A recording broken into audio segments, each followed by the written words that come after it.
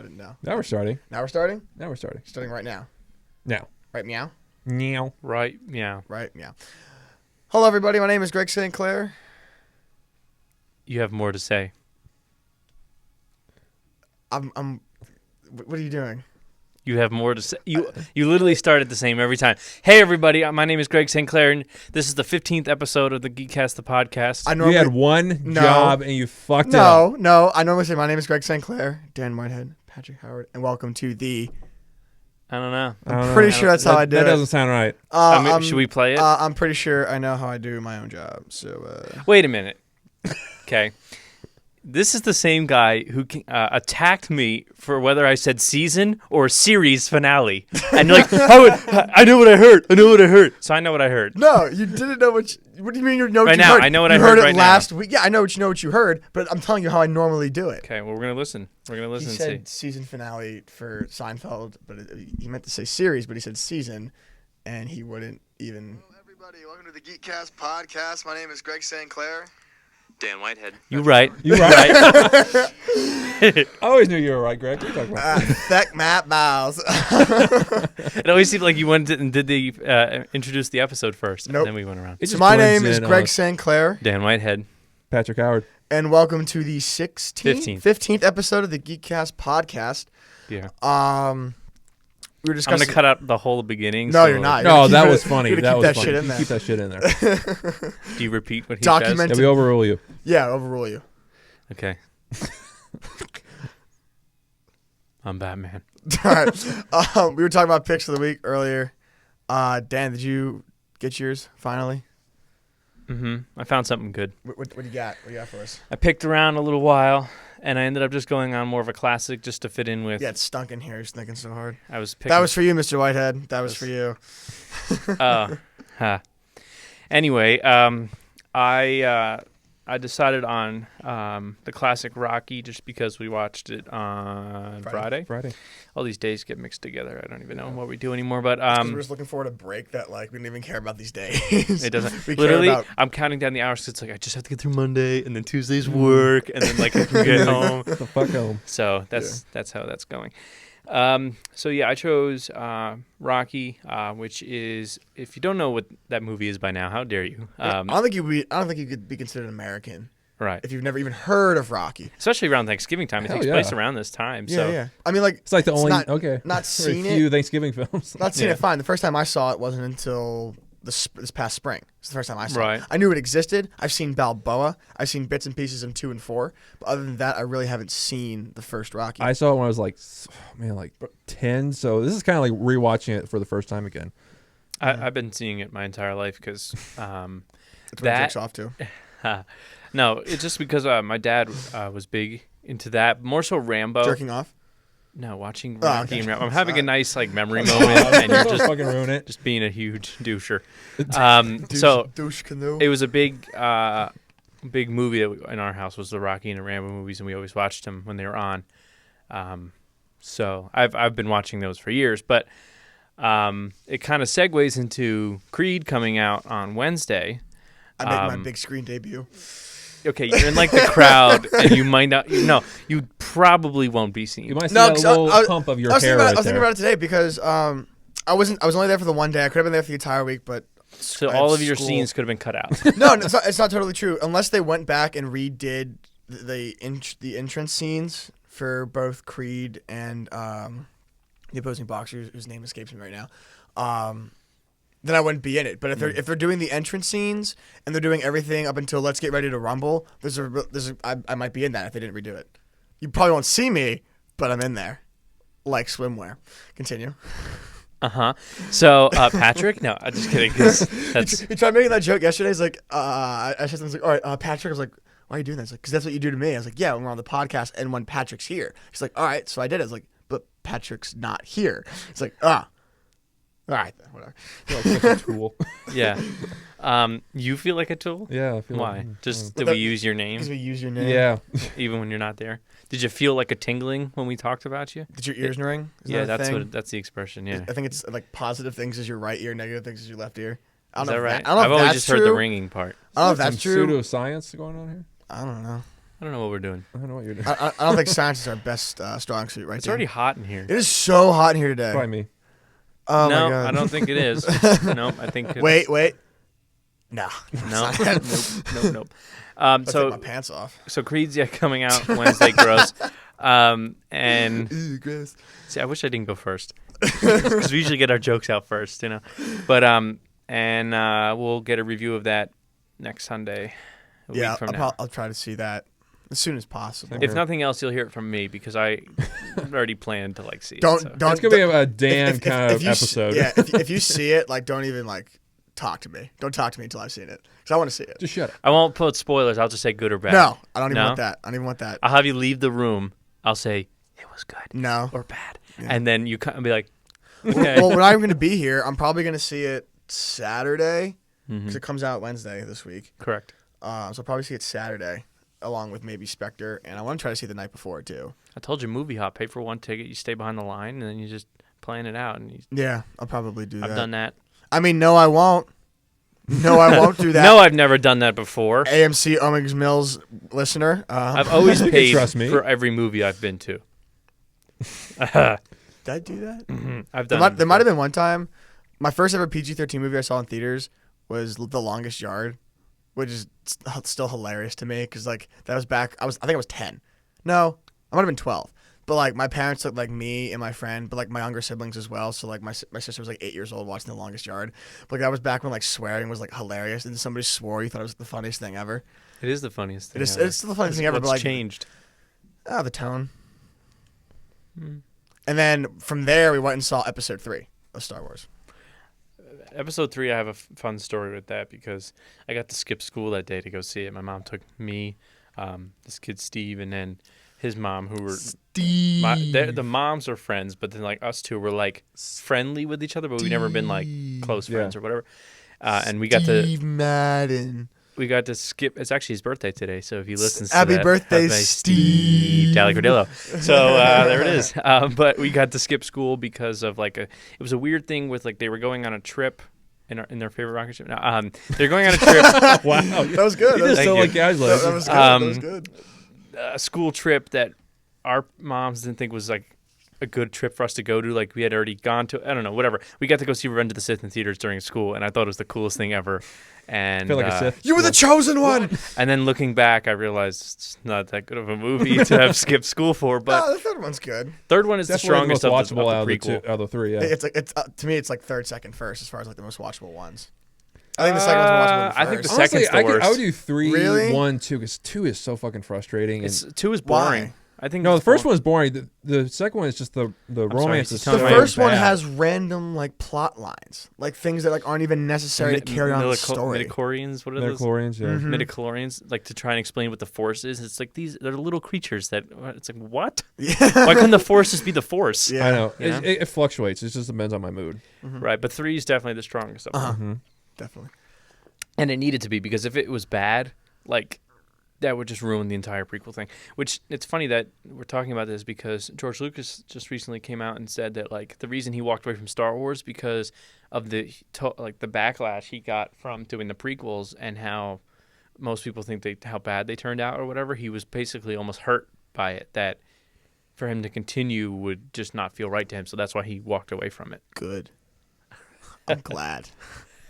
I feel a little bad for the guy, but I mean, at least he knows. Yeah. Yeah, but he you needs know, to hand it off to somebody Here's else. what you have to remember is with the original trilogy, he only directed the first one. Yeah. Right? And he wrote the first one. The second one he didn't direct. Second and third one he didn't direct. And nor write. I think he second did or the third story one. or He something. wrote the story and then would hand it off to the great Lawrence Kasdan, who wrote Empire Co-wrote, Strikes yeah, the Back, first one. which was his first feature, by the way. To write his first feature be Empire Strikes Back is pretty impressive. Then Return of the Jedi, and then of course now he's writing Force Awakens, and he'll do the Han Solo movie, and then he's walking away from Star Wars forever. So George Lucas is kind of like how we are, and in the sense of we're idea guys, and then we're almost better off just handing it off and here's an idea, now go write it. Here's an idea, go write it. Yeah, we just give it to Patrick. That's Yeah. how Greg and I are. We're like, hey, Patrick. George Lucas to my Lord's Cats, and I like that. How's my 10-year-old bouncy ball mobster story going on? You know, I talked about that. During Oh Rocky. yeah, that's on the back burner, I swear. Yeah. The way back burner. Like he's got plenty of other things he could probably be writing. Oh man. Patrick, your turn for pick of the week. Cool. So my pick of the week is the New 52 Batman storyline, The Court of Owls, and I picked up the first volume this past Friday, and I am like really thanks for into the invite. What? So thanks for the invite. Where'd you go? Oh, I went to the Reisterstown. We never been here. Have you? I've never been here. The comic store? Yeah, There's a comic store in Richardstown? Yeah. Oh, I did know that. I've never been here. I'll have to take you guys. It's a nice shop. How is it compared to Third Eye? It's not Third Eye, but it's still nice. Yeah, yeah. They have a lot of stuff. It's definitely I'm sure it's similar to that Cosmic Comics I took you back where I'm from. Remember that tiny comic book store Yes. in the Kia, Yes, like the yes, strip yes. mall? Probably. it's a Mom good and store. pop. Although sometimes the owner he kind of like it's really sometimes a little disorganized where he has just boxes of comics on top of like Almost the, like a on the garage sale. yeah, on the display That's case, what- and it's really annoying in how we can't really get to shit because it's all stacked on each other. That's like all those old shops though. Like those like old mom and pop Yeah. shops that are kind of just like randomly placed in a strip mall. Like those are all. It's pretty much like It is on a strip mall actually. Yeah. it's like a distributor, but at the same time, it's also like I have all these ones that I've been collecting since I've been however young, and I'm And kind of like record shops are like that too. right? yeah. There's one. Oh man, definitely. There's one in Columbia. Is it the one we I went think to? no, you didn't go to this one. This was I went this past record store day to Tracks on Wax, which is a really cool old shop, but it's very like kind of just narrow, so it's just straight like wooden racks of stuff, and like there's a lot of times there's boxes on the floor that you have to almost like crouch down and sift through. And I've only been there the one time, and of course, obviously, it was on record store day, so it was very crowded. I want to go back soon and maybe after the Christmas break or something. we The can store go out Cards, there. Comics, and Collectibles. That's the name of it. They're actually having a Thanksgiving sale Okay. this upcoming weekend. The thing about the comics, though, I have so many that I have to read before I buy new ones. Yeah, I'm the I same way. agree. Like I still have like a volume why- 2 of X-Files I still need to read. Music I can get because music it's like I can listen to Yeah, at yeah. any point, whatever. But like with comics, I'm cool That's for why, now. that's why I'm always hesitant to like go to like Barnes and Noble when you ask me because I'm like I can look at the comics, but I don't want to get any comics. I still have just so stay away many from to the read. comics now, and Yeah. the movies. I really like. I go to Barnes. I like just walking around Barnes and Noble. Yeah, me There's too. something about it, just like walking I like around, window looking at the shopping, stuff, and like Yeah. whether I read it or not, I just like to physically look at it and whatever. And so I try to stay away from the comics, and sometimes I don't even go in the movie section anymore because otherwise I'd be like, ooh. Yeah. And as good as Barnes & Noble is, they have a lot of those like old kind of movies, a lot of the Criterion collections kind of stuff. It's a little overpriced, Yeah. but they're smart about it in this sense where they'll take, let's say, a new movie, right? And they'll put it out and it'll be like normally $45. Now you go to any other thing, it's like, say, $25.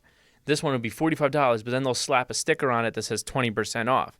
So you see 20% off for $45, and you're like, oh, that's a good deal, like 20% off, whatever. It really ends up being the same price as going to another store. So it's pretty smart business tactic, if you ask me. But yeah, I like Barnes & Noble a lot and stuff. So go ahead. Yeah, so the storyline of how Batman is like looking into this old mythology of these like Court of Owls, like these cult members, Yep. who kind of like ran Gotham like when it like in the 1800s, and I just love that. Like I love that it's going, I think, more into the mythology of Gotham City that we haven't really seen before. Right.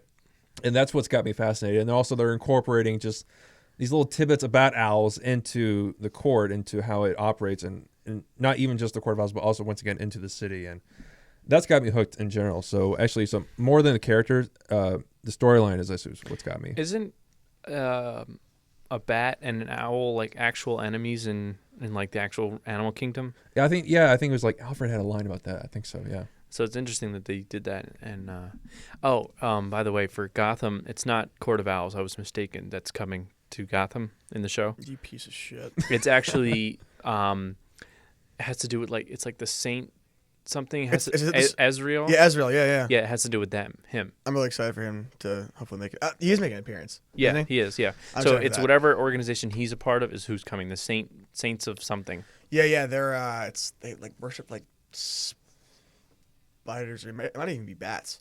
I'm trying to remember from the Arkham Knight game because that's like one of the missions is like taking them down. Mm-hmm. But okay, thanks for lying to me. Appreciate it. You're welcome. I lied to everyone. No, yeah, cool. You good? I'm good. Okay. My pick of the week is it's a musical group. They are called Scott Bradley's Postmodern Jukebox, and they are a time-traveling musical group per se, where they take today's pop hits such as Taylor Swift's Shake It Off, or Rihanna's Umbrella, or Plain White T's Hey There Delilah, and kind of put an old school look to it. Whether it be like a 20s vintage jazz, a 70s Stevie Wonder, a 40s The Four Seasons. They take this like specific spin to it. And I saw them in concert, not this past Friday, but the Friday before that in Wilmington, Delaware. And live, it's just so much better. Like it's one of those things like when you see artists do like, and they just do covers of songs, you're like, okay, I think maybe just watching them on YouTube would just suffice. But like the energy that all the musicians and vocalists brought to the stage was just so much fun. And it's really interesting because like I didn't realize how many American Idol people are like a part of it. Like Blake Lewis has done just recently the Thong Song by Cisco, which is a very good cover. And Radioactive for this group. Joey something. She was on one of like the recent seasons. She had like an accordion she was playing and stuff. She does that and with like she's on Haley Reinhart is in it, and Casey Abrams, who's a phenomenal bassist and singer. But it's a really cool group. If you like the old school like jazz stuff, or just music in general because it's really good, you should check it out. Now, were they there? Like Blake Shelton? Not Blake Lewis. Lewis. Casey Abrams was, and Haley Reinhart. Blake Lewis wasn't. Right. Okay. Because he probably is just one of those one-off. I don't know. kind of I don't even know if he goes on tour with them. He just does the videos. That's what I mean. Yeah. Yeah. It's probably just he does the song and he's doing his own career though. Yeah. Interesting. And is it all like? I've listened to some of their stuff, but is it all in the same style? Or no, you said it varies. Yeah, right? it Song varies. to song. It varies style. Okay. Yeah, well, like the albums that I have that we listen to in the car, like that's kind of different because like. Yeah, they sound very similar. But like, a lot of their songs aren't on albums, and especially the newer ones, and like those ones, like you can definitely tell like a distinction of like genres.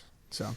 Unless they probably group them together by similarity, right? When they're putting an album together. Yeah, probably. Speaking of albums, real quick, Adele's new album dropped on Yay. Friday. Now, unfortunately, fucking great. you don't care, I know. I don't care for Adele. I really don't.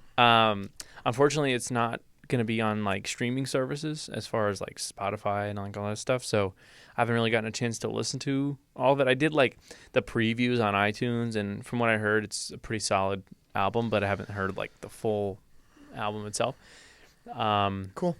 But yeah, it's out there and it sounds pretty good. And she did this video recently where she like went undercover. Oh, I saw an ad for that on Facebook. I didn't watch the video, but and it was like she put on this fake nose and a fake chin, which I didn't think was a thing, but and she like What? a picture. I'm sorry. No, go. So and like blended in with like other women who do like I guess like impressions of Adele, like singing impressions or whatever, and they had no idea. And then finally she goes, so she went last or whatever, and she's like, oh, I don't know if I can do this, like acting like whatever her character's name was, whatever, like was all nervous. And then all of a sudden she's like starts belting out, and like one by one you see the girls sitting in the audience like, I think that's Adele, like realizing like pretty. And then like she'll do like specific things like to know that it's her. Like she always takes her shoes off or something. Starts kicking her shoes off. They're like, and their eyes just like lit up or whatever. Like, oh my god, it's Adele. Some of them were like crying, because it's like a big deal and stuff. But it's a pretty cool like little video. And Graham Norton was like the host of it or whatever. He's a funny guy. Graham Norton show. Oh yeah, he is really British funny. guy with the beard. He's actually Irish, but yeah. Irish Saturday. You know who I'm talking about? You're looking at me like you're confused, Greg. He's actually, honestly, he's the only talk show I really watch nowadays. Because I can get into the Tonight Show. When Jennifer Lawrence was on and they did the Come Come Dance dance With with us. Us. Check the door. I'm opening the door. Check the door. I'm opening the door. Check the door. It's hot as balls Did you in check here. the door? I checked the door. It's open. Okay. It's fucking hot. Those are fun. I like when he does those. where it's like, oh, I found the tape, and it's Yeah. like, let's watch it, and like you see them like I they have like to, like run. I like the soap opera one with Bryan Cranston where the hanging one. yeah, it's like I didn't. That was one of my least favorite. suspending suspense. I thought that was hilarious. Yeah, I because he's thought trying to talk to him, and he's talking to him. It's like dick. He's just like, our father, he left us this money. This is so funny. This is Yeah. so funny. My favorites are probably the real people fake arms with the mannequin Oh, Justin arms. Timberlake and Steve Carell. They've done a couple of them. They've done one with Snoop Dogg. They've done it with Miley Cyrus. They did it with Jim Carrey and Jeff Daniels I'll like, see the together. Snoop Dogg one. Snoop Dogg's hilarious. I think that after a while they realized they probably should like mix it up or whatever, so they started to like mix it up. But yeah, it's all. And then of course like the last one, they don't even bother taking the costumes off, so they end up like just sitting there and like, wow, yeah, this looks really good. So The picture that Patrick found was a you're still laughing about. guy on a motorcycle wearing a Why don't you stormtrooper. turn around and just share with the class? Okay. He's wearing a stormtrooper outfit and says "perfect riding gear. He won't hit anything." Oh, I've seen it. Yeah. Ha. I don't know if it was worth that many chuckles. It was more like a ha ha. No, I was just riding off your. Is that wait? Was that you? Was that our live studio ostrich? That was our live studio ostrich. That joke gets made a lot, especially recently. Yeah, especially Weird. recently. Ugly bitches. Moo. I think we like hot. Oh, well, wait a minute. You laughed really hard at that. I laughed at something really hard that probably that would enjoy like a chuckle, but I was laughing really hard.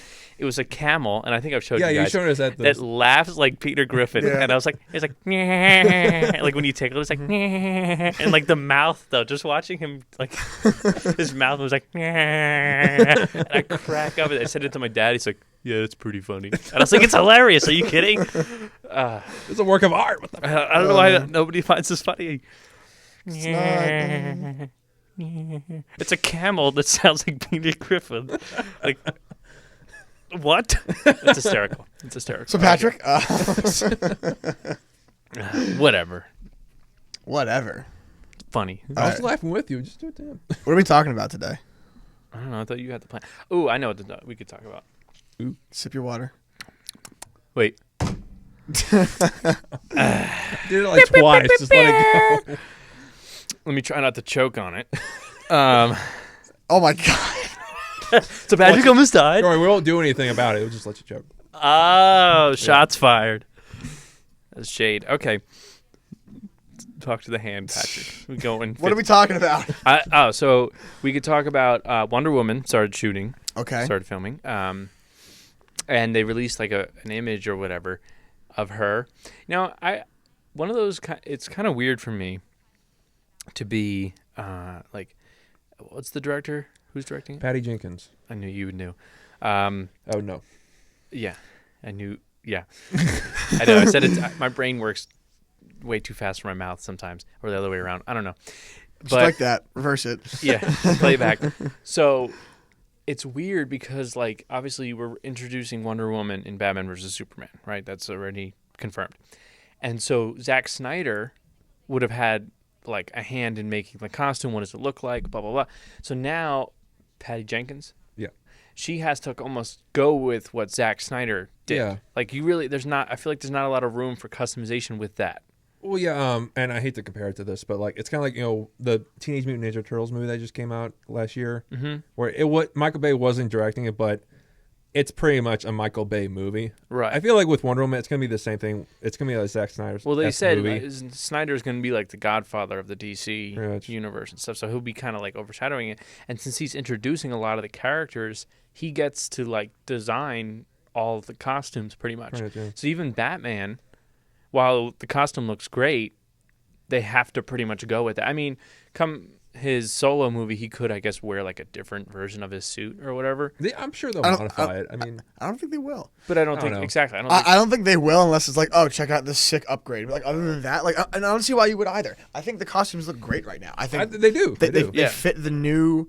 And maybe it's just image, like the television shows. They do that a lot, where they modify the show, like with Flash or something like that. Where they modify. Well, the yeah, So set. Flash it's- are getting back to its it's- roots. it's kind of playing like Flash or like a television show where directors keep changing, but like the casting is the same. You know what I mean? Like, Yeah. what if Patty Jenkins didn't like Gal Gadot as Wonder Woman? She has to go with it because it's already done. Like it's already That's why it would be interesting to see if deal. it's going. Well, I or mean, whatever. it wasn't Patty Jenkins first. It was Gal Gadot first, and then they brought in Well, Patty essentially, Jenkins to do it this was movie. another Whether she- female director. She dropped, and they got Patty Jenkins Right. within like an hour. Well, maybe she didn't like Gal, or maybe she didn't like where the direction Yeah, the thing so was going. it's playing like a television show where these directors come and go, but like the storyline just keeps moving and like things are already decided. So more like the producers are having more of the say. It's almost like Zack Snyder's the showrunner of the DC universe. yeah, That's, I think that's a fair assumption. Yeah, the way to look I at it. think it's good to say that. So, but yeah, so we saw the picture of her like with the hood on, looking very Jedi-esque, as I said when we came in.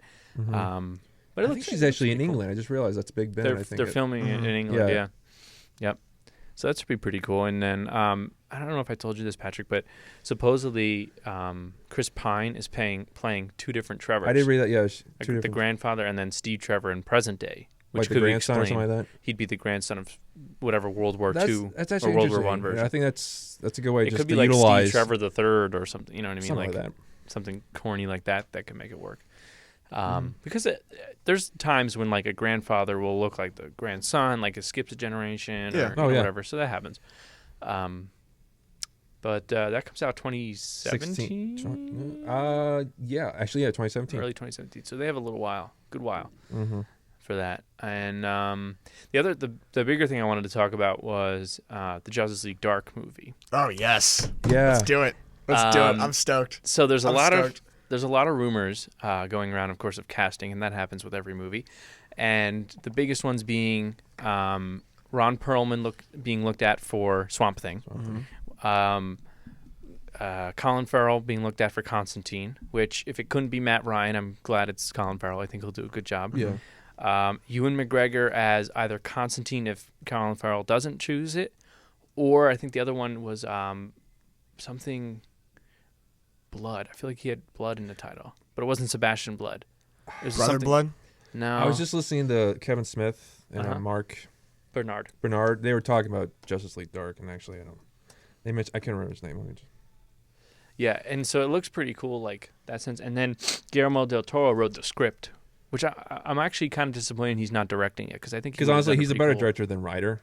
Yeah, Yeah, he's At more. least in his English films. Yeah, He's visually fitting to that movie. Yeah, that's like his genre. That's like what he does. Right. He's like a John Carpenter in that sense of like the weird horror kind of genres, the fantasy stuff, which Guillermo del Toro was supposed to do The Hobbits, and then he backed out for whatever reason. it just goes like executive producer or something like that. Or, Yeah, and he wrote then- the part one. Yeah, and co-wrote then but then they changed it, and like he had like 2 years to prep. Jason Blood. Jason The Blood. human bound to Etrigan, the demon, could be a possibility for either Farrell or McGregor should they not land the role of Constantine. There you go. And then the villain is the guy from Bloodline that Dino likes a lot. Ben Matheson, is that his name? Ben Middleton. Middleton. Yeah, I think he was supposed to be the villain, which I'm not sure who the villain's name was, but I don't know. It looks pretty cool. Now, weren't we talking about it where we were kind of like wondering if it's going to fit with Yes. the DC universe or not? I think it does. I think it will. Which I think is sweet. I love how the DC cinematic universe, if it does fit in, just makes it how versatile it is. Because it's just, I don't know, Swamp Thing to be in this universe where like you kind of think of Swamp Thing is not really like it's a part of it's Vertigo and which is a branch of DC, but like at the same time you're like, Well, so is Constantine. yeah, I know, but like this could be like play into like Superman and Batman. I'm like, what? This is awesome. This is so cool. Swamp Thing showing up in Batman vs. Yeah. Superman. We're in the middle of a city. There's not even a swamp here. Go Otherwise home. you belong This here. makes no sense. Go here. And then Constantine putting out a cigarette, and it's just like, I got it. Like, I'll take care of it. It's all the demon stuff. What? Demon stuff. Yeah. Blah. Blah, blah, blah. Things, What is Swamp Thing? Like, I don't. What does he say? Does Swamp he speak? Things. Swamp Thing says Swamp Things. Right. Well, what's a Swamp Thing? He says Swamp Things. What's a Swamp Thing? Like, what's a What's a fun thing that's Moss. trees and stuff? Everglades. Everglades is in Florida? Arrow. No, that's the The Glades. Glades. The Glades, which I haven't brought up a lot. Well, I mean, they're fixing the bay now. So close enough. And Damien Dark was he just arrow throwing shade right at Damien Dark. Yeah. We'll get to that. In the light of day, Yeah, mother. we'll wait for Arrow. We're gonna get there. No, No, Justice but- League Dark would be really, really interesting if Yeah. the pieces And Zatanna. fallen. Yeah, she'll be in that. too. Zatanna. Oh, Zatanna's the other one. That's right. Yeah. And the fishnets. Which is Zatanna. Well, Monica Bellucci from Spectre is supposed to be playing a character, not Zatanna. She's playing an older superhero character, which I was like, that's pretty cool. But I wanted to finish my thing with Guillermo del Toro. So he was supposed to direct The Hobbits, like I was saying, but he ended up backing out. So Peter Jackson jumped in, and he didn't have as much time to prep as Guillermo del Toro did. It ended up being like 6 months versus like a year and a half that Guillermo did. So Peter Jackson is now basically admitting that like he fucked up The Hobbits. Like he admits that like they were bad, and like because he didn't have the time to properly prepare like he did with Lord of the Rings. Like he had almost 3 years to prepare for Lord of the Rings before he went into production on it. So, and that's why they're close to masterpieces in many people's eyes. Whereas the Hobbits are solid films. They have their moments. But they have their moments of like, like it just doesn't work. So I think it's big for someone to be able to admit that they messed up. I mean, JJ, there's a couple weeks ago, he did the same thing about Super 8 and Star Trek Into Darkness. Saying that they He had realized plot there holes were and- some story problems that he could have worked out. And lens flares. He admitted today that there won't be as many lens flares in Star Wars Force Awakens. So we don't have to worry about that. Or if you I don't them, mind the lens flares, but yeah, I guess. if they make sense, right? You mean like for like transition purposes? No. J.J. Abrams is just known to having lens flares. that's just that's his like signature the light look. getting into the lens and like causing an effect Oh, on okay. something, and it's usually not done on purpose. If you watch his Star Trek movies, they're all over the fucking place. Star Trek, Super 8 has it, which Super 8's a really pretty cool movie. I really enjoyed it. It's a good like homage to Spielberg films. And the reason I like it, well, that being And also filmmaking. like Spielberg, and it's also about kids making films. Oh, And yeah. of course, obviously, I like that a lot because I was a kid making films at one point and still am. So I always like movies like that, why I want to watch Me and Earl and the Dying Girl. I haven't gotten a chance to, but that's a similar movie where there are kids making movies, and I'm writing a movie about kids making movies. So I like those kind of stories. But I guess since we kind of jumped at Arrow, we can Talk go about into Arrow. Arrow. Should we do Flash first? Yeah, Second order? let's do Arrow. and Do then Arrow? We'll get the point across with everything. Greg today. doesn't All want to wait. Oh, well, wait. Legends of Tomorrow premieres January 21st, 2016, which is the Thursday. So Tuesday, Wednesday, Thursday, And the Legends Monday. of Team Flaro is about to go in. Hard. Bitch. Bitch. That was white. I felt like I needed to complete it. Yeah, That was you need white. something, right? Yeah, which is going to be awesome. Mm-hmm. We're already getting hints of that right now between the Flash and Arrow And shows. Stephen Amell having the goatee in the future. Because he's saying it's never going to be on Arrow, but he didn't say it won't be on Legends because the way they were making it seem like this week they're filming an episode possibly where they go to the future and they meet like future Oliver, and I think there's when he's going to have the goatee. And the hat. He has the fucking hat. I'm not watching it. I'm not doing Okay, it. no, dude. I'm not doing the hat. That I only can't. works in animated. Yeah, it barely works in animated. I just want to see Stephen Amell like wear a hat. Not in the show. Maybe like Felicity. Just- like, no, not as even a in the suggest, show. Like no. Well- Like in real life, like if Stephen Amell goes to like A the con. next like Kings game, like him wearing just like a fedora or something. Well, what they could do is what they did in an episode of Sherlock. Now, of course, they've embraced the Sherlock hat, but one of the early episodes, they have it where Sherlock's trying to escape like the press or something like that, and Watson's with him, and Watson quickly like grabs a hat and cloak or like a coat, and it's like, here, put this on, like so they don't recognize you, and it ends up being that hat, That like this deerskin hat, yeah. famous hat or whatever, and like he goes outside and he's got his head down and they like take a bunch of pictures with him on, and so like it was kind of a hint of that, and then like right afterwards he's like, I'm not wearing this, and like kind of throws it off. So it could be something kind of like that where they tease it just like that, where Yeah. they're like, That's what hey, they what about would do this? with And the then they're hat. like, no, absolutely not. Like that kind of thing. And like, that's stupid. Even though they did that with season 1 where Merlin's like, hey, how about you call him the Green Arrow? And then Oliver's like, lame. And now he's the Green Arrow. So hopefully they reference that. I hope they make a joke about that. I can see something along the lines of Barry being like, or something happens in combat where like Stephen Amell or Oliver doesn't see something coming from behind him, and Barry's like, you really should be able to use your peripherals. Maybe we can get you like some sort of hat. He's like, Nah. Yeah, I'm good. no, that's I'm not good. happening. Yeah, I feel like just a fun little tease like that would Oh, be yeah. fine. But if he starts wearing it full time on the show, he little would need quiver, the like, longer hair. I think the longer hair helps Yeah. it. With, And is he a blonde? Yeah. he's like a dirty blonde. Okay. Yeah, and you talking about Stephen Amell or Stephen Amell, because honestly, with the whole goatee, I can't get the animated Green Arrow out of my mind because he has Right. that class. He's like the the real bright blonde hair? Yeah. Yeah, Well, I mean, in the first episode and in the flashbacks where you see him, where he's found, where he's like super beardy, like his beard's kind of light. yeah. So, Which I'm curious to see how he's going to be able to grow that much hair in 2 years. oh my God, like, When they shaved his head, I was like, so he's starting from scratch, and you're going to believe that now, 2 years from now, he's going to have that full hair and beard again, unless they forgot. yeah. And then they come to the end of the season, they're like, shit, we're going to have Constantine come back and give him, like, hair growing serum or something. Oh, here, mate, try this. And then, like, The demons. He does grow hair. yeah, spell stuff. And then it's like, poof, he's got long hair. And then he disappears again or something. Dodged a bullet. But, yeah. Whew, that was a close one. Thanks a lot, Berlanti. Yeah. You're the man. Yep. Oh man. What was I gonna say? All right. So yeah, Arrow this week. I actually just watched it an hour before the show today, and I really enjoyed it. Yeah. Could you do a synopsis? 'Cause I'm Yeah, just, like, synopsis. forgetting So they find out that Andy Diggle, John's brother, is still alive Right. and working for Hive. Mm-hmm. And the entire episode is pretty much trying to get him away from Hive.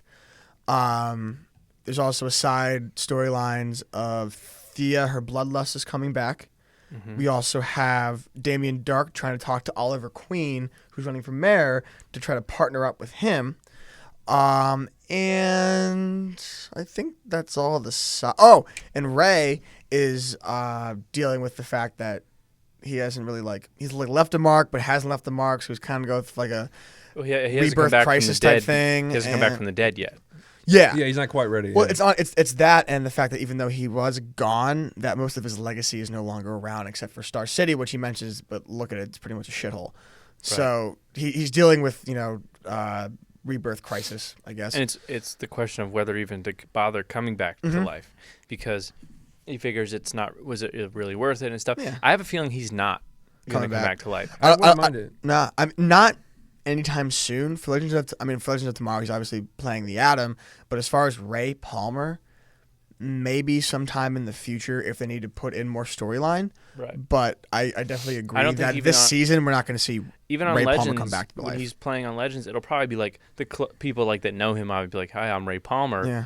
But the world will probably never know that he's Yeah, alive like, again, who is because this guy? that way he's expendable, and being able to travel and move freely, and fight crime or whatever, fight Vandal Savage and all that kind of stuff. So, which the trailer for the It's so crossover badass. is so cool. It's so Vandal badass. Savage looks really, really Yeah. cool. He kind of looks like it's not. I know it's not the same actor, but he looks like the same actor who played Count Vertigo the second time around. Oh yeah, he was in 22 Jump Street and he was in Prison Break. He's a good actor. That guy, he shows up in a Prison lot of Break. stuff. Are you telling me that CW got people from Prison Break again? That's so weird. Yeah, they pull from the same shows: Glee, Prison Break, and Spartacus. Those are Yeah. like their big ones Yeah. that they pull from. Yeah. But hey, it works out because all these actors are really good, good at their roles.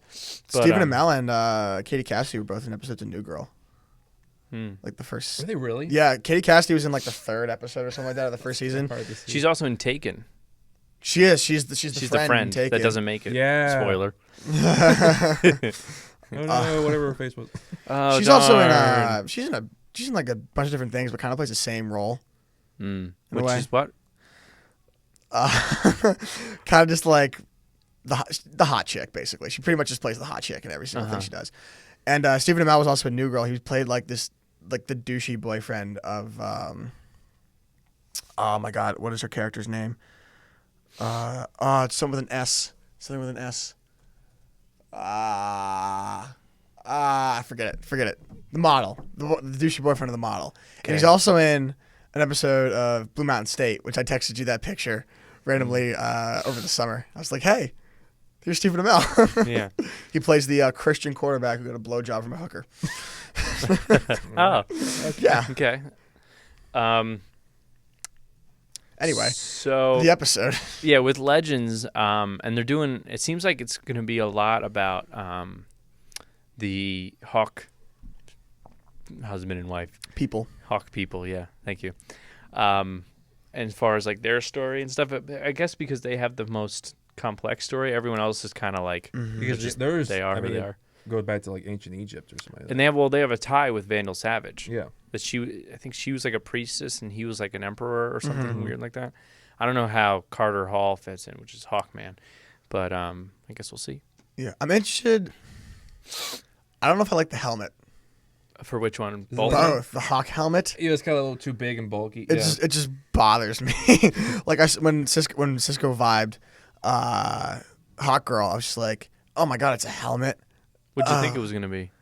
Like she was a freaking hawk, dude. Like she had like the thing. Oh, that it wasn't a helmet. That it was like part of her face. Yeah. Is it part of her face in the cartoon? No, it's just a helmet. It's a cowl. It is a helmet, right? It's a Well, cowl. she takes not it a off, I helmet. think, after season 2, I think. Yeah. I remember in Unlimited she doesn't have it. Yeah. So yeah, I guess it wouldn't be part of her face then, right? Yeah. Duh.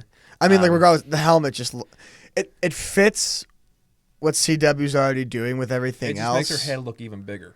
Well, Hawkman always had a helmet too. I don't think Yeah. it was ever part of his face. Yeah. He always had, like, a They were never gold part of their helmet. face. Again, it wasn't a helmet though. It was more like a cowl. Well, yeah, and I do like that they're not, and I think it's probably just for like budget reasons that they're not having them have their wings all the time. Oh, I'm curious to see what they do with it because it's like Well, we see the wings during the crossover episode. we so do see the wings, but like when they're kind of just like in resting position, they're kind of like away. They or, may have like almost like hidden. Yeah, they can just go into their whatever. But it's like if they're part of them, and it's like a picture would be like tucking your arms away. Well, I mean, like You know? think back to X-Men: Last Stand with I was thinking of Angel that, yeah. having like a strap. Those straps, yeah. Not Angel. Angel, yeah. No, Angel's the girl. I don't know what this guy It is Angel. It is He's Angel. also Angel? Yeah, Because then like because later Are in you the thinking of comics he Azazel? becomes Archangel. No. that's a Archangel. guy. No, Angel is the stripper in First Class. So Zoe Kravitz's character. Yes. She That's wasn't Angel. She that- was like something with a bee related, like a bug It's related. like Butterfly or no. I think Patrick's Patrick? on it. I'm First looking. Class. Oh, I thought I was looking up Last Stand. No, keep doing Last Stand. Look up Kravitz's character. Well, no. It's Angel, yeah. Ben Foster, he played Angel. Ben Oh, Foster. was Because it later in the Okay. comics he becomes Archangel. Right. I'm gonna look up what Zoe Kravitz's I like Ben character was. Foster as an actor. He was like some kind of. He was a good actor. Is Yeah, it is. Yeah. he's still alive? I know. No need to scare the public. But Angel Salvador. So her first name was just Angel. Okay, so but she still went by Angel as her thing. Right, but like he was known as like the X-Men character Angel. Gotcha. Yeah. Which Which he's in Apocalypse. Not Ben Foster, but the character of Angel's in Apocalypse. interesting. Like a young version, yeah. Interesting. But yeah, I mean, we'll see how that goes with the crossover episodes, and I mean, we'll learn. I think We'll learn today. I wonder though, is the show like Legends? You think it's gonna be a one-time thing, or do you think it's gonna be like a show that keeps going season after? That's a good Because question. after you defeat Vandal Savage, it's kind of like where do you go from there with that? Like, I mean, because they're never gonna do Dark Side or anything like that. But like, they still have so many. They have Brainiac. They could do. There's so many. There's so many big villains that wouldn't play well in the cinematic universe for them to do in the TV universe. Yeah, I guess they could pull up Brainiac, yeah. possibly do Brainiac. That'd be a pretty Brainiac's big leap, one. but yeah, with the. They could bring back with Slade's son. That there is rumors of him coming back, having Slade there. I think is also a potential villain for them. I think they could do pretty cool stuff with Slade. Yeah, I mean, like I'm thinking about like Teen Titans is like Mm-hmm. that's what I'm pulling from right now. Yeah. But I mean, it all depends. It all depends. They could do. They're doing the Hive right now, I guess. So no, but Yeah, they're not gonna do Hive. no, they've already done. Well, it's weird because like in the Teen Titans, Brother Blood is like the head of the Hive. It's not Damien Dark. It's Brother Blood. Right. Who they've done is Sebastian Blood, which isn't Thea's new beau supposed to be like a reincarnation? I think I read that somewhere. The Is he? campaign manager? Yeah, I heard he has like some ties to Sebastian. Really? Okay. Yeah, I heard about. I felt like, yeah, he was a little tooty goosey. Yeah, I read that somewhere, so I don't know if that's true or not. And yeah, but like Damien Dark isn't really has any association with Hive. So it's interesting how they're doing it, and they're doing it well. Because Damien Dark's character is just fantastic. Well, supposedly they're going to be milking the Damien Dark character for the show because they want him to have a stint on Flash or like have something to do with Flash and like working with Vandal Savage and Legends. Like he's going to be on all 3 shows. Well, the fact that Vandal Savage is quote unquote an immortal. I'm talking about Damien Dark. No, Vandal Savage. No, I know, but Damien Dark they want on all 3 shows. They want on all 3 shows. Yeah. Well, that's what I'm saying. Like the fact that Vandal Savage is an immortal, that probably means Malcolm knows him. He does. He introduces him. Mm-hmm. Which probably means Damien knows him since they all kind of like know each other on like an exclusive club of like douchebag bad guys. Yeah. So the bad guy club. Mm-hmm. Keep that there. Yeah. If I said Vandal Savage, I meant Damien Dark. They want Damien Dark, to be on all of the shows and stuff and work with Vandal Savage. Mm-hmm. What are you watching? I was reading this picture. That's a weird theory, but it's not a necessary theory. What's the theory? Read it aloud. Go ahead, Patrick. Okay. Yeah, it's a little far away. Did you ever think that maybe they named Jimmy Neutron that way because he is generally normal and is neutral, and maybe they made Carl always negative like an electron, Sheen always positive, and Hyper like a proton? Boom goes my mind. It has that guy from Atlantis, the animated movie, the French guy. French guy always blows up shit. Yeah. Okay. Yeah. I think That's a good movie. Did you guys see Dylan Sprouse? Cole Sprouse. It was a Cole dress up as the main character from Atlantis, who looked exactly Milo Thatch, yeah, who looked exactly like him. Mm-hmm. Live action. Well, we kind of have that. It's called the Stargate movie. Yeah, with Kurt Russell's in it. Kurt Russell and the guy who played Ultron, James Spader. James Spader. Yeah. A very young James Spader. Yeah. When he had hair. Yeah. Very long Well, hair. he chooses not to have hair. Well, he's still balding though. Well, he did that for Blacklist because he wanted to look different than his other characters. He basically showed up like dressed like that. Like he dictated like how Reddington would look. Like he wears the hats normally and stuff. And he said now because he's such a big like hat guy, when he wears like those hats like out in public and stuff, and same with the sunglasses, very similar sunglasses, people think that he's like in character or whatever like that. So like he's like, I can't wear hats now. It's like I kind of walked myself into a corner with the hat thing. But that's pretty funny. he's a good actor. I like that show Blacklist. Yeah, I've yet to get into that. Same Or here. Daredevil. It's on Netflix. It's pretty cool. Or Daredevil? I still haven't watched Daredevil yet. Oh, Jessica Jones. Yeah, I was about to bring that up. Yeah. I watched 3 episodes of it. And I watched the pilot. I'm just now getting to the 2nd episode. For me, I'm not as totally entranced by it as I was with Daredevil. Daredevil is one of those where I was like, I want to finish it, but I also want it to stretch out. This one, it's kind of like, yeah, it's probably going to get stretched out. It's kind of be like, I'll watch an episode here and there and take my time with it. And I think I can because I don't think it's a hugely like game-changing show from what I've seen so far. Because like I think when Daredevil came out, it was like a huge hit, and like everybody it was was so different than about what it. Marvel was doing. Oh yeah, And now we're kind of seeing like the second round. Yeah, the of- novelty's kind of worn off, just like with the Avenger movies. right. And now we're kind of gotten used to kind of the very down to earth, kind of just very. That's why I'm kind of surprised they did Daredevil first, just because I figured Daredevil was the most well known. I would have figured you would want to lead up to It was a him. marketing thing because they were getting hounded by mainly DC fans for saying, "Oh, they're not hard enough, not hardcore enough," and then they put that out. Like Right. here's our Batman. Yeah, I know, but it just seems like you kind of used your most famous character up first, so now you kind of be like, all right, well, here's Jessica Jones. Well, I think when Luke Well, Cage here's comes Luke out, Cage. I think it's gonna be a hybrid. I don't think it's gonna be anywhere near the darkness of Daredevil. I agree actually. Yeah. But I think it's going to be a nice little hybrid. I think it's going to have a lot of Flash qualities. Where Flash, although they're the more upbeat show, they get down to some really serious tones. And then Iron even Fist. though the Daredevil opening, I feel like you can judge the shows by their openings, even though they're kind of similar. Jessica Jones is a very like jazzy, just kind of cool, mellow kind well, of theme. it's playing like a noir. Yeah, kind it of is. It show. is a noir.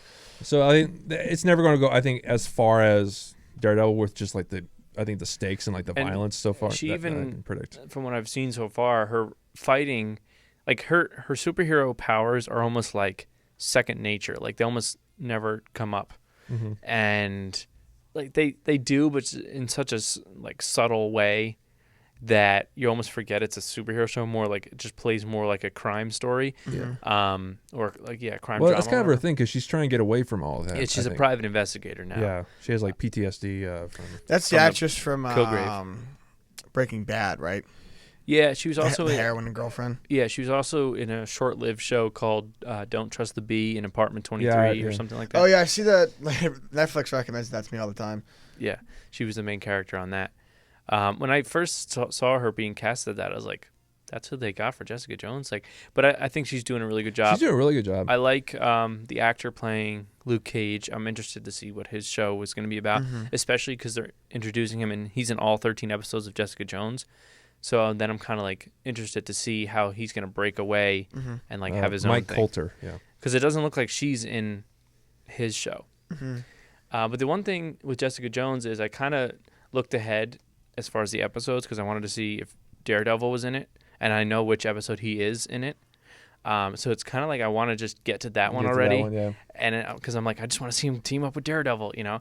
So yeah, it's a little bit of like a slower show, but it's still pretty interesting. Like her dealing with Kilgrave or the Purple Man, and it's well acted and put together and all that kind of stuff. So it's worth checking out, but I don't think you need to rush to see it either. It's not like hugely game changing for me like Daredevil was. Watch Daredevil, Greg. So I'm jamming out some Owl City right now. Okay. Greg is easily distracted. So am I though. It's Squirrel. okay. Squirrel. We can. But are we done with Arrow? You want to move on to Flash? Yeah. Sure, we can move on to All Flash. right. Flash showed the King Shark CGI with Grodd this episode. Yeah, Grodd looked good. He looked a lot better. So much better than the first time we saw him in season 1. Worlds better. More believable. What else happened? Cisco got a date Oh yeah. and made a joke about having sex. Cisco, poor shame.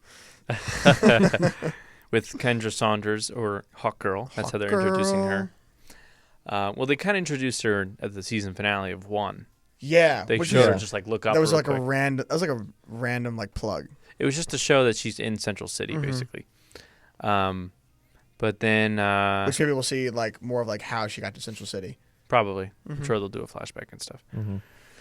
But yeah, and they kind of went with this King Kong like classic Yeah, Beast because and the Kate's Beauty. dressed in white and they're in a tower, which I thought was a nice reference. Yeah, they 'Cause I did a love King nice little story with that, and they used Harrison Wells or Harry to dress up as Reverse Flash. Harry wasn't a total douchebag this episode, which is a really nice change of pace. Yeah, and they brought Henry Allen back, who was a joy. He's always fun to have on. Their scenes are so like genuine and like believable that like they're like strong and emotional, so it's kind of like draining in that sense. But at the same time, I enjoy watching them just Yeah. because Yeah. they're so They're believable. very well Despite he has acted. to fight his own father. Yeah. Oh, I've read this theory and I really truly believe it, and I kind of hope it comes true. Is that Zoom is Henry Allen from Earth 2. If you really look at the eyes, I think I think we and discussed his that like body in the previous size, episode, yeah. it really looks like him. So I think, and that would play so much more interesting because of like he's good with his father now, he's free and blah blah blah, and then now he has to fight a version of his father. You know Yeah, what now I mean? really Like, want that to happen. I think that'd be pretty great cool. drama. And Mark Hamill is coming back as the trickster for 2 episodes as the two-parter. Whoa. And it's going to be episode 9, and then we have a Christmas break, and then episode 10 when we come back. Double dipping. Oh, wait, I Cliffhanger. forgot. Wait, one more thing for Arrow. Guess who's coming back for season 4? Roy. Yes. He's filming. Yes. 2 days ago, he just said, like, oh, I just landed in Vancouver to film episode 12, so he'll be in episode 12, which won't be till next year. But Still, yeah. he'll be back. I don't know in what size or if he's just a guest star for one episode or whatever. Still. Which, could he possibly be the person on the grave? Oh. Yeah, actually. See, that makes more sense than what I told you earlier today. Yeah, that one, that No, theory my wasn't too good. No, it wasn't too good. But Go ahead and say it. my theory was that it was Andy Diggle on the gravestone. But yeah, I think we also just said like that wouldn't really cause Ollie to really like. Well, he 'cause just came was- up with it today. I know. I thought of it today as I'm watching it because I'm like, oh, maybe he's the one who died. But then I think it would because he spent all this time like trying to help John get his brother back. It's family, And the fact that he's with us, joins Team Arrow, and he's gone all of a sudden, like I think that would cause a great deal of grief within like the team. Yeah. But I like Roy better. But I was reading something, and it was saying like it would be weird for them, to send him off at the end of season 3, and then halfway through season 4 bring him back just to kill him. Yeah. So I feel like in that sense it probably won't be. So does Andy Diggle. No, I think it's gonna be Quentin. No, it can't be Paul. Honestly, he's like he can't be brushed death Paul. a lot in season 2. Like that guy was like so close to dying. Mm-hmm. So it might It be was him heart too, attack. actually. But he's developing so well as a character. Which is like the perfect time Reason to to kill kill him. him. Oh no! I didn't think about that. Yeah, that should But make a lot of sense. I got my picture with him. Greg Paul will still be alive. So you'll have a picture with a former cast member and a current cast member. No, I don't think I stick with my Andy Diggle theory. Okay. I will stick with it. But nonetheless, Roy's Roy's coming coming. Greg, did you And- think with this Flash episode, do you think John was out of character? Arrow episode? Arrow, so fucking. With I'm so happy. Just with his conflict with Andy, and he was like so ready to give up. I on didn't him. think it was rational for him to totally blame Andy for the fact that he was drugged. That he said there was no excuse. Because Thea was drugged and she killed Sarah? Sarah. Like it's been done before. So the fact that he didn't understand it kind of bothered me. But I thought the scenes where he was really contemplating what to do, I think were his strongest scenes. David Ramsey's strongest scenes in the show so far. I thought it was very, very emotionally well done, and it got to me. I like when he like started like to cry. In the party, yeah. That's not. I didn't like That was a cry. good I like scene. smiled. I was like, wow, this is really good. This is a really good job. And then Laurel's there. I'm just like, oh god. She looked good though. Katie Cassidy, you look good in dark lipstick. Just saying. So if you ever go out, make sure you wear It's that dark weird lipstick. to like look at her from season 1 to season 4 now, and how like lighter hair's gotten, and like she looks very different. The attitude's so different too, and like you can tell in the character because like season 1 Laurel, like she's so perky, she's so like peppy, she's so like full of life, and then bam, Tommy dies, and then bam, Sarah dies, and then just bam, bam, all this stuff just keeps happening, Yeah. and it's taking a wear on her character, and it's really sad because I don't know, it's just not as enjoyable anymore. Yeah. But going back to Flash, so yeah, Mark Hamill, I guess, because the storyline is that the Weather Wizard, I think it's the Weather Wizard, breaks out some of the other rogues or whatever in the process of trying to get like Captain Cold out, and one of them is the Trickster. So, and it's a 2-part, so it must be something pretty Cool. big that happens. Well, I'm sure there's a good father-son tag team. Yeah, I don't know what happens to The son? I totally forgot. Mark Hamill's son in that show. I think he also goes to prison. Yeah, I guess they both, right? Because the last scene of that episode is them at that like Fundraiser Yeah, thing, right? I, So I think they both go to prison. okay. But what else? Flash also had a hint to Wally, where Joe said, I always wondered what it'd be like to have a son, and Iris is like, what you do? He's supposedly coming for the season finale or the mid-season finale. I saw that, Yeah, which so- I'm very excited for. What is it? Is Wally actually Joe's son? I thought it was like okay. I thought he was gonna be like It was a one of half-brother those where- I made Iris. that theory, and you're like, nah, but that doesn't make any sense. And then it happened. I was like, ka-chow! Well, yeah, it's because it's like the mother was like pregnant, but then I think it was too early to like to tell, and then she Okay. like left, and then had the son, and like never told Joe and stuff. So I think it is her brother. But because the reason I didn't think it was I thought they were going to go a little bit more comic book with it, where not that it was her nephew because it wouldn't have made sense. Well, they could have had it like be a young kid. Or like That a would have been like a interesting. stepbrother or something. I thought it was going to be a cousin of some kind before they even introduced Mrs. West. I thought it was going to be her cousin. But now it's obviously her brother, full brother, not half brother or anything like that, full brother.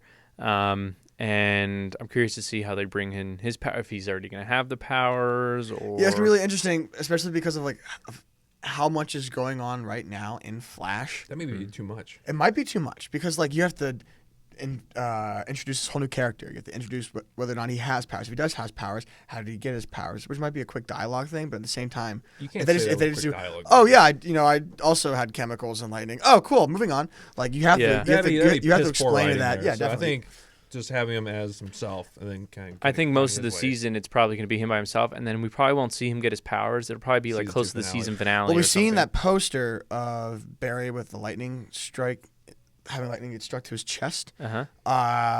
And in Flashpoint Paradox, Flash tries to recreate his accident. Maybe Wally is like so inspired or something that he also tries to like create himself as a speedster. Maybe. That's my theory so far, and I've been pretty good on theories. I'm cool with Wally just being like a regular guy for now, just so we can get to know him first, and especially because we have Jay. Whether he gets his powers or not, we have him as a speedster. We have Flash. We've got Zoom. Like we've got a Jesse Quick. We got a bunch of speedsters. Well, like, if he is introduced in the mid-season finale, maybe he's introduced to a point where Trickster has like some influence on him somehow about being a speedster or something. I don't know. Something.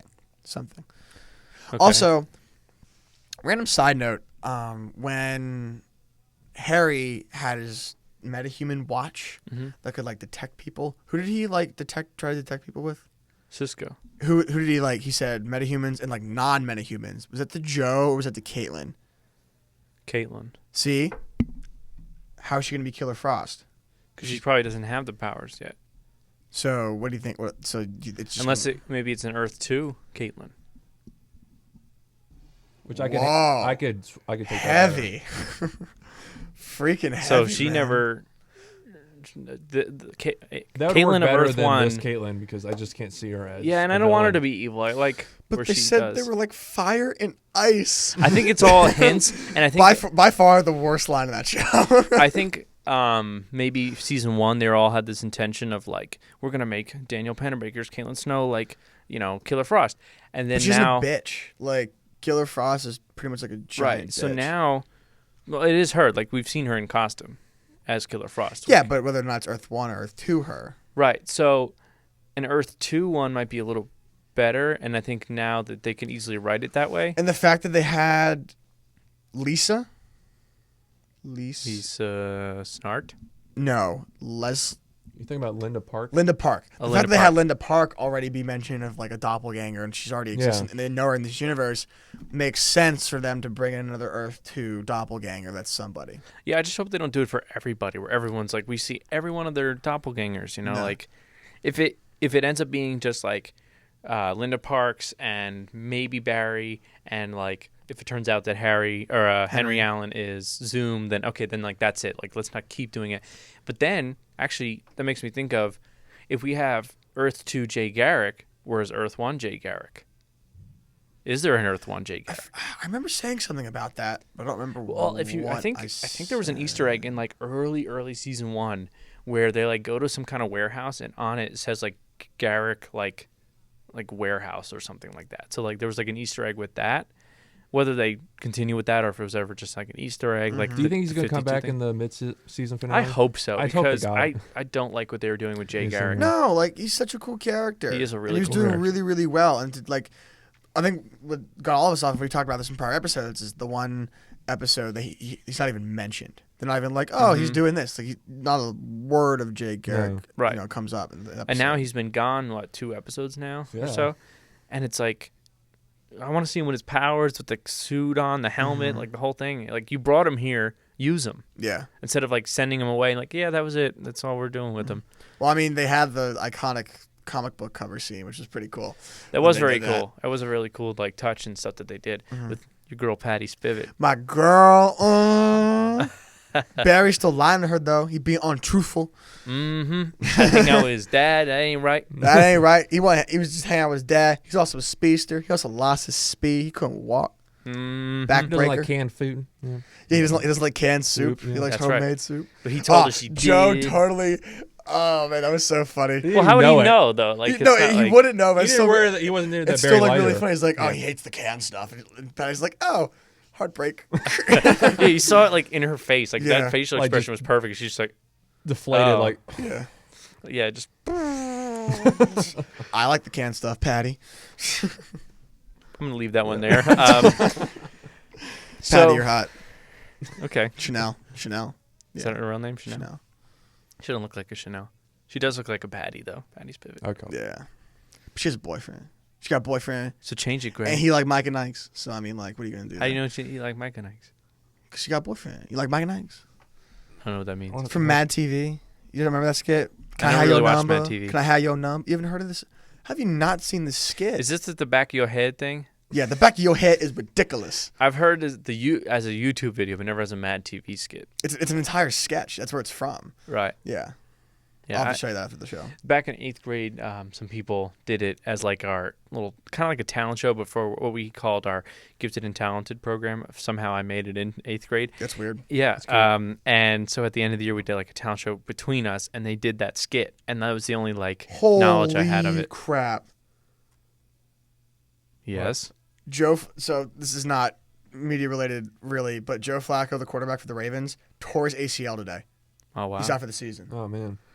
This is the worst year for the. I'm not going to talk yeah, about that it is because right it's not necessary to talk about that. But like, this is the worst season for the Ravens ever, absolutely ever. Who's our backup? Matt Schaub from the Texans. Oh my God, what is this? This is awful. This is so.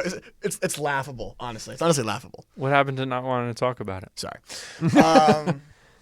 So, and oh well, we have to finish with Grad. They sent to Gorilla City. Gorilla City. Is that what it's Yeah, called? I think so, which yeah. is so cool. I said it looks like the Gorilla World. I thought. No, Gorilla City. Yeah. Gorilla City. It looks like from the Fairly Odd Parents movie when apes like run the world. That's kind of like what the Gorilla City looks like Planet to of the me. Apes to me, with the rocks made into like. Well, I'm sure that's Apes where and stuff. I'm sure that's where the Fairly Odd Parents like got Sure. a lot of their references because like True. all those cartoons have so many references to a lot of like Mm-hmm. culturally important movies, And so they should. such as Anti-Cosmo with Hannibal Lecter from Silence of the Lambs. He's always like, "Hello, Clarice." Like, sorry, Yeah, my yeah. monocle is messed up. Right. Like, so that, especially that show. Butch Hartman does a really good job of doing that. Right. So, in the comics, it's Gorilla City is like its own planet or like its own separate thing and not on Earth. Yeah. And then supposedly like Green Lantern in one of the stories brings it to Earth or somehow like he brings an entire like world or something. Right. I don't know. But that's what I read. And it's where Grodd and there's another gorilla that like can talk and stuff. Oh my rule, gosh! And like a bunch He- of them. He's actually a henchman. That one for Brainiac. Yes. I can't think of his name. He's French, so I remember he's French, but he's a henchman for Brainiac. So I believe so, yeah. there we go. You think there it is. Brainiac's coming? There it is. I hope so, but I don't know if it's gonna be the brain in the canister Brainiac or like the dude with like all like the wires attached to his head. Probably Brainiac. that one. Probably that one because Yeah, the brain- you could do with a can. Well, I mean, like that's how it was in Teen Titans, and I mean it came across well, but again, that's a cartoon and not live Yeah. action. Have a brain in a canister in live action would just be dumb. Yeah. It would just And you look want something really to dumb. fight, like Yeah. that can like, Like chuck fight. him. Yeah. Well, like, again, like he's Brainiac doesn't defeated. really fight though. He has like a suit that he like controls with like the neurons in his brain. So it's kind of like a Lex Luthor suit in a way, like an Iron Man Right. type thing. So we'll see how that goes. But I don't know. It all depends. I- But Brainiac could be cool. I think they're trying to use Brainiac. I thought for like this Man of Steel 2 or something like that. It was like Are a big, they? big rumor for that. Dang it. Because Superman has so few villains as it is. I mean, they're already separating their movie universe with this. They TV are, universe, but so they you could don't want to go do ahead. too many where you have two people like Flash, too many double characters. Well, I mean, I'm thinking like the Iron Man movies, for example. Mhm. Like the first one is Jeff Bridges' character, whose name is Iron Obadiah Stane. Obadiah. Right, but I forget what he goes by like Iron Monger. Monger. Thank you. Okay. Well, I mean, they can have. It's kind of like a dirt villain. Like it's not even like a good villain. Like the storyline was great. I'm not saying the movie was fantastic. It worked Right. really, really well. Of how Joss Whedon wrote that one. No, it was John Favreau. John Favreau. He directed. I don't know if he wrote it. Regardless, it was very well done. So I mean, you can have dumb things like that and put them in the movie as long as it's written well. Now, the first Man of Steel wasn't written very well, so they're really gonna have to step up their game if they're gonna put anything in there, whatever it is. Are we gonna talk about Gotham? I know we're like an hour and a half. How long are we? Hour 8 minutes. Hour and That's 8 not minutes. too bad. Gonna talk about Gotham Real quick, yeah. real quick. Gotham. It's the team up. Team up. Penguin and it's not really a team Oh yeah, up, with but like Penguin and Riddler bonded very well. yeah, they have good chemistry together. It was very, very good. every episode just with this character makes it more and more better. And I'm really Penguin's character. I'm actually enjoying a lot more too. Yeah, Like I've always enjoyed his. to me, it character. was just the same character over and over again. I didn't see a whole lot of development, but after the killing of his mother, that really. I've already said I'm fine with it. Yeah. I think that really changed him and Robin. Because his mother Robin was Lord, so Robin Lord Taylor. Robin Lord Taylor. I Yeah. almost said Robin Lord Thick. Nah. is doing a really good job of that mental transition for Penguin. That's good here because he plays it well. Where I'm at in the first season, but he just always gets his ass beat. So it's just kind of hard just to get on board. He's and, getting like, stronger with, but like That's obviously they really show how important his mother was to him and stuff. Especially this episode with like the music, the certain song, song, yeah. and whatever. But Paul Rubens is coming as his father, so that's gonna be pretty cool. Like I Yeah. feel like it's gonna be like an estranged father, estranged, Maybe. yeah, however you say it, father. Because the way make it seem like it was always like Him and his mother. She always sing to me and blah, blah, Yeah, blah, so. when I got picked on the playground. Yeah, it's like, oh, poor little Oswald. And Jim Gordon kicked some serious ass. Oh, with that flip in the elevator. Oh, well, the flip in the elevator was so cool. Yeah. But also just it seemed like a video game where they just kept setting up bad guys to try and kill you, and you had to like stop them. It's like a POV. And all he had was like him and like 3 other people had like Glocks with like 2 Yeah. clips maybe or each. And like the one deputy like unloaded like a single Glock on like one person, which was not necessary at all. No. Well, Kept she was doing that. nervous and then stuff, they so. brought in the Flamingo, which I don't know who that actor was, but that was really good. It creeped the hell out of me because I thought it was an actual character until we did some research after the episode. We thought it was kind of like a play on Zaz because like Zaz also just like likes to mess with people in that sort of way. Well, the Flamingo is basically like a cannibal who like really enjoys eating people. I feel like we have to assume that every character is there intentionally. Like there's pretty much no Yeah. made up characters except for like Fish Mooney so far. But like all of them are probably some version of someone. Right. So But that was really cool. And Jim battling inner demons, whether or not he's going to cross the line, and it just keeps proving the theory or the point that you and I always make that Jim is kind of like Batman right now in a way, the way he's he has to be. Yeah, but like not just that, but like mentally, the person who he actually is reminds me a lot of Batman. I just mean like he has to be from an entertaining standpoint, just Okay. because the audience wouldn't care so much if he was less like Yeah. if like less dark. They, Right. fe- Less they like have that. to feel like they're getting Batman in some Right. It's like capacity other than it has to Bruce. be Batman without physically being Batman. Otherwise, I don't think people care. Right. Because a lot of people I think go into it thinking like, well, it's Gotham, it has the Batman villains, it's probably like Batman, so the writers figure like let's make Gordon as close to Batman, just minus the costume. So he can be almost like an inspiration for Bruce. right. That's why he has Which is what it's going to be. the fighting skills. He's got like the mannerisms, sometimes the Batman voice. So Yeah. Alfred's taking Bruce to school too, when Bruce tries to hang out with his hoe Silver, and that's not cool. She's like 12. It's fucking. she's a hoe. She's a hoe. She's a junior. Faux show. But she, like, Bruce is still, like, hormonally in love with her and is trying to get information from her about the killer because that's all he wants to know. His parents kill her. And he tries to, like, oh, I'm going to go to bed. And Alfred's like, oh, yeah, by the way, I sent that cab home that was at the bottom of the driveway. Bruce is like, that's not fair, Alfred. That's not fair. You can't tell me what to do. And doesn't he like kind of show him the key? He's Yeah, like, he weren't shows you the looking key for of the this? hotel room, too. And he's like reading the newspaper all Silver along. gives Bruce a hotel room key. It's just like I'm in room She's a hoe. whatever. She's a hoe. Yeah, she's like I'm in room like 5 or whatever it was, and like this gold like key, And like she's old bring, school. She's like, bring condoms. Like she's like, No, she didn't say that. Come Okay, on. you're embellishing. But no, he like Albert was just like reading the newspaper, and then like Albert's like, yeah, I'm going to bed. He's like, oh, by the way, I got rid of the cab for you. And, like just goes back to reading his newspaper. It was like very classy. And then Selena comes in at the end and kind of reinforces what Alfred's been saying, like that she's a hoe and like she can't be trusted. These hoes ain't loyal, stuff like that. And further showing off their chemistry between the two of them, I really enjoy and can't say enough about. So that's Gotham. I think that's everything that we wanted to Pretty much. touch on. I think so. Make sure you guys continue to check out Lethal Llama, our friend Ryan Scherer, and his game commentary YouTube page that puts out some great stuff. and he's very knowledgeable, and I think you guys would all really, really enjoy that. And be sure to like us on Facebook and follow us on Twitter and Instagram, even though we don't use those accounts a whole lot. Patrick's getting there. Patrick, I've been picking up the slack. Patrick's been picking up some serious slack on social media, and we were grateful for that. Yes. So thank you, Patrick. But make sure you guys all do those things and tell your friends. And since we like to plug things here, we'll plug Seth and his band, Young Poets. Young Poet. We'll have to check in and see how their album's coming. Maybe have them on at some point for another Musically Inclined.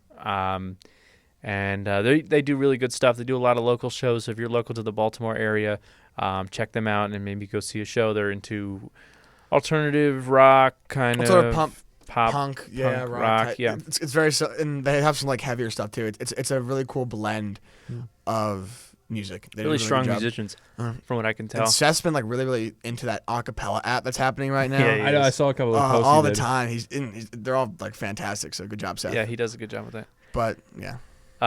So that's it for this week for the podcast. I'm Dan Whitehead. Greg St. Clair. Patrick Howard. Party on. Party on. Party on.